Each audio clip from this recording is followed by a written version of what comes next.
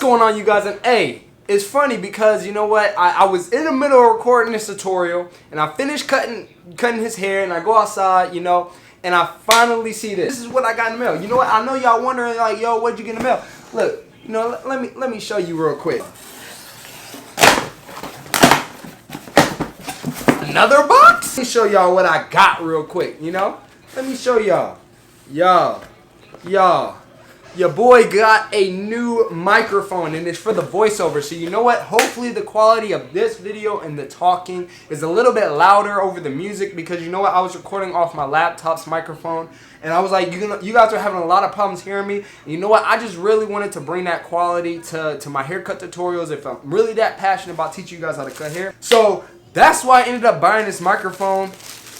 Because you know what, it's time to step up the quality of this channel, the quality for you guys, because you guys been supporting me. So you know what, if you guys been supporting me, I'm going to invest back into the channel. So keep supporting your boy, because the quality is just going to get better just over time. Okay, so stay tuned. Don't forget to go ahead and subscribe, like the video, because this tutorial is about to be straight heat for you guys. I tried the magic pencil for the first time.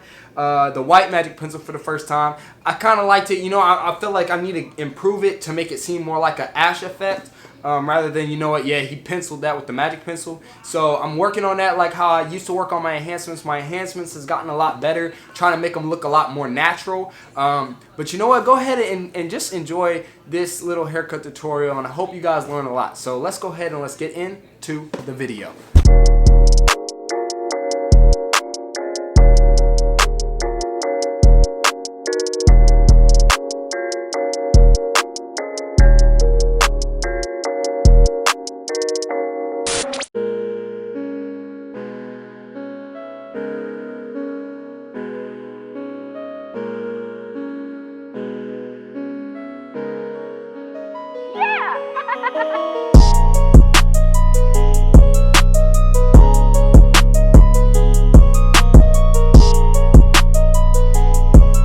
Alright, so what we're doing right here is we're just basically combing the hair into place so we can set in our nice clean guidelines.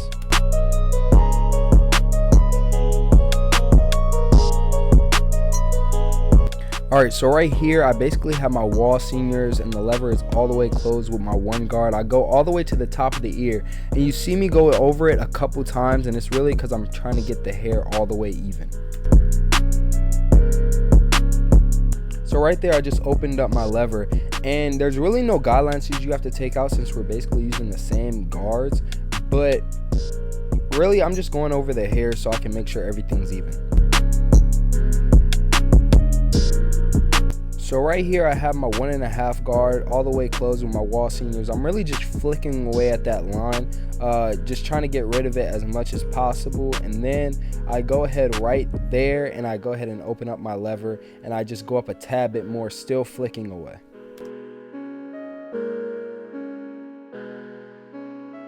Alright, so for this video I'm going to go ahead and show you guys the back taper. So I go ahead and I set my initial guideline in with my trimmers. It doesn't matter what trimmers it is, but I go ahead and set a straight line in the back of his head, and I make sure my guideline is really nice and neat, because your guidelines is going to represent your blend.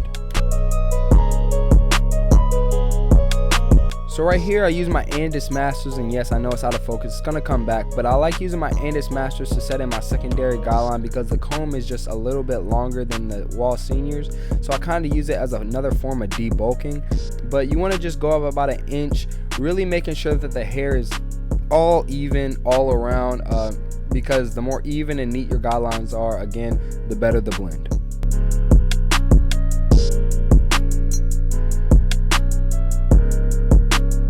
So right here I have my wall seniors, and I kind of just lever play. So I start out all the way closed, and then I just attack that line that I set in with my trimmers to make sure that that line gets out, and then I slowly open it all the way up, all the way open without going past that line that I set in with my Andis Masters.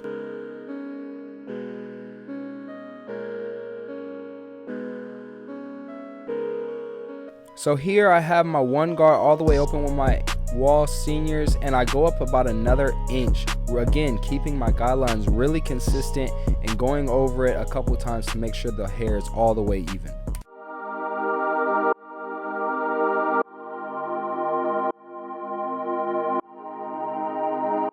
Alright, so right here I have my half guard with my wall seniors, and the lever is all the way open right now, and I like to slowly, gradually close the lever while always flicking. You got to make sure you got that flicking motion down. But just, I don't know, I just seen that whenever my lever is all the way open, I slowly close it, the just blend just comes out 10 times better.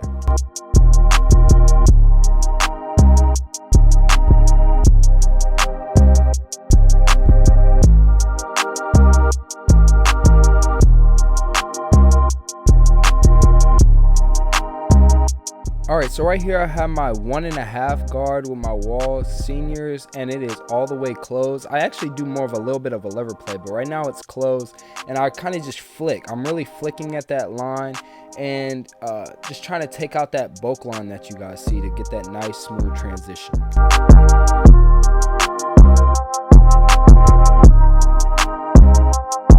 So right here, I'm dusting off my client. You really want to make sure you're dusting off your client to make sure that they're always comfortable. But right here, I take my 2 guard, and it's all the way closed, and I'm really just scooping out. I'm really scooping out, trying to get the curls to blend a little bit better into the, taper. But you're really not trying to take off the curls or anything like that. You're really just trying to scoop to make sure that it has a nice smooth transition with your taper.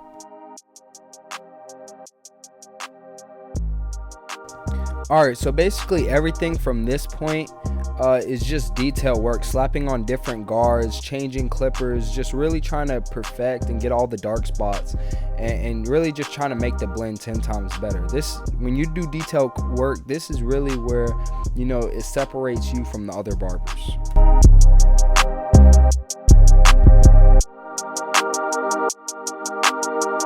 So since I already showed you guys, the process and the steps of how to do the other side of the taper, there's basically just the same steps. So I'm just going to go ahead and fast forward it. Alright, so right here, I'm just kind of checking my work in the mirror. I always say trust your mirrors. Your mirrors are going to show you things that you might not be able to see with your own eyes. But right here, I'm going ahead and prepping the lineup with some liquid spritz. I'll leave the link in the description below if you guys want some. It really makes your lineup like just a lot more crispy. It gives that nice ash effect, and it also keeps the hair in place, so that's why. So right here, we're just gonna go ahead and blow dry it.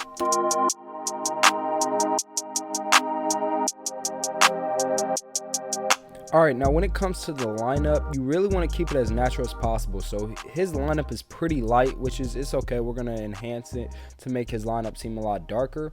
But I asked him, I said, you want me to pull down the hair a little bit, so we can make your front lineup seem a little darker? He said, no, I kind of like with the curls. He said, just can you work with what I got? I said, all right, you know what, I got you. You guys already know, as barbers, we got to be problem solvers. So you really just want to keep everything as natural as possible while keeping everything sharp. Sometimes you're going to have to take it back, but in this particular haircut, I really didn't have to. But yeah, just watch me work right now.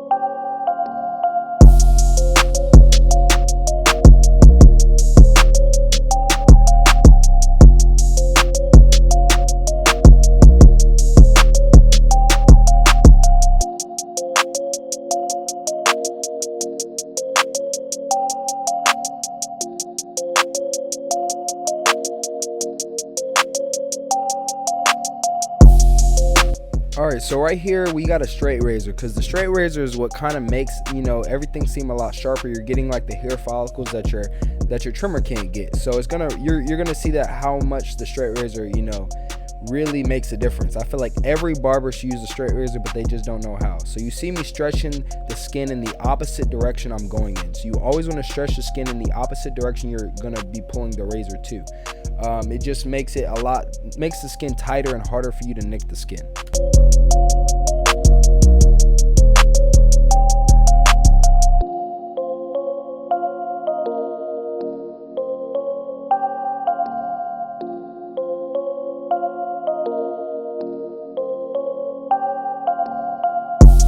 Alright, so now it's time for the enhancements. I had somebody ask me, why do I use enhancements?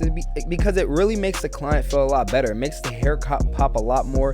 It gives them that very sharp lineup feel that a lot of people are looking for. And I feel like as barbers, it's our job to give people what they want. And if they want that nice, sharp, dark lineup that, naturally they can't have, and I feel like as barbers, we're problem solving and we're using hair dye to really make the cut pop a lot more.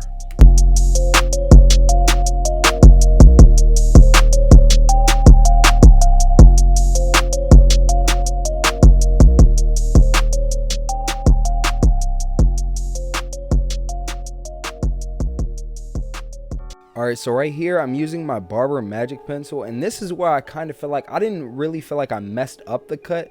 I just felt like, I used the Barber Magic Pencil a little bit too hard. I should have been a little bit lighter with it, because like after I straight razored it, it kind of still looked really thick. So I had to end up brushing it out, not completely, but just to make it look a lot more lighter and try to make it look as natural as possible. But as barbers we learn, as cuts go on, and the more cuts we do.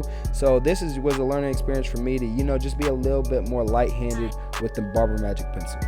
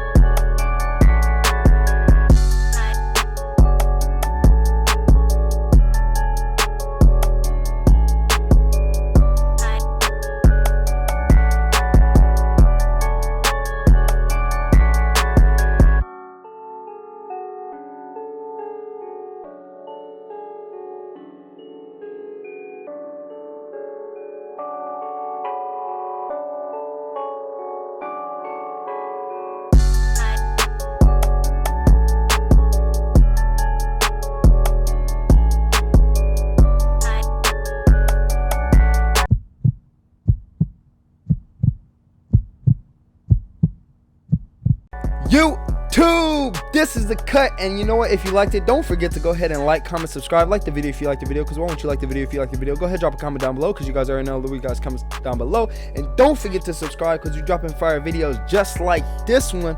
But hey, it's 360 Woods, and I'm out. Yeah.